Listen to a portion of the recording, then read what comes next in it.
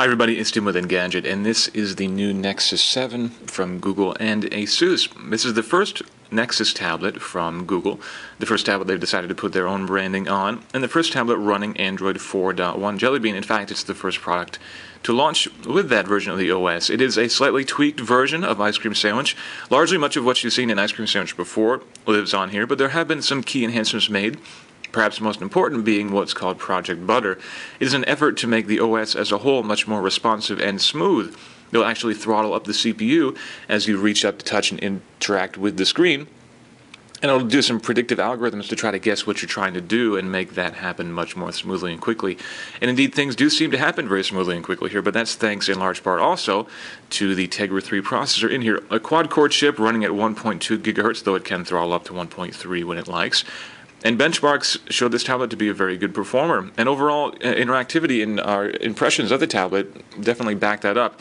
Things load quickly. We'll go ahead and bring up an article here in the browser here, which is Chrome, of course. It's the new default browser in Jelly Bean, replacing the old stock browser. Performance is very good for pinch zooming, very smooth. As you navigate around this page, it reloads quickly. And indeed, the performance on the SunSputter benchmark backs that up. We'll go ahead and back out of here and hop into a magazine in the Google Play Magazine app. You can swipe through here and you can zoom in very quickly and easily. But you don't really have to. If you read a magazine on the Kindle Fire, you have to do a lot of pinch zooming because the resolution on that screen isn't really capable of rendering magazine text in such a way that's readable. But even here, zoomed out, this text is very, very readable. But you can very easily pinch in and zoom in if you like to as well, or just pop out and get a text view instead. Overall, again, performance is very good, and the display is very good as well. It's a 7-inch 720p display up front, which we're quite impressed with. Viewing angles are very good, even at extreme angles.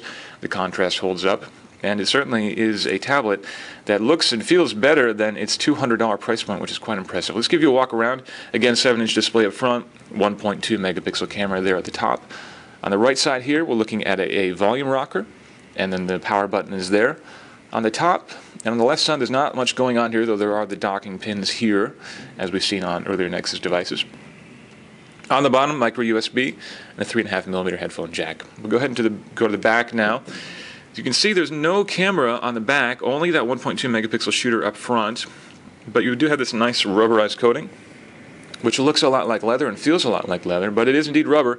We think this will hold up well to use. It will not scratch up as easily as the iPad, we don't think. And most importantly, it feels good in the hand, certainly much more so than the Kindle Fire with its square edges, which is a little bit uncomfortable to handle, much like the BlackBerry Playbook, of course.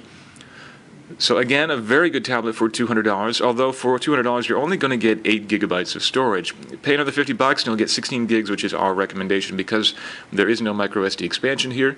You're only going to have what you have accessible within the tablet itself.